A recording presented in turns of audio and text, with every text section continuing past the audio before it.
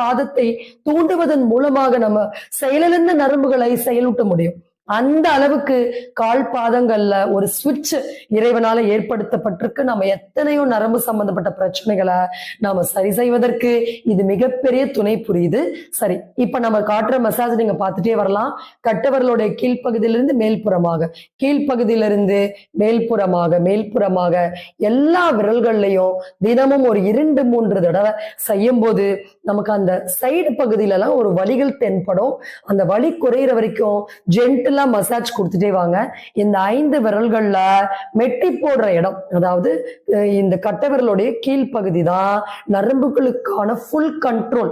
அந்த இடத்துல நீங்க அழுத்தி கீழே இருந்து மேல ஏத்தி விட்டீங்கனாலே தலை சம்பந்தப்பட்ட, மூளை சம்பந்தப்பட்ட, ஹேண்ட் ஷிவரிங் சம்பந்தப்பட்ட எல்லா கை நடுக்கத்தையும் கண்டிப்பா நம்ம போக்க முடியும். கை நடுக்க பிரச்சனைய முற்றிலுமா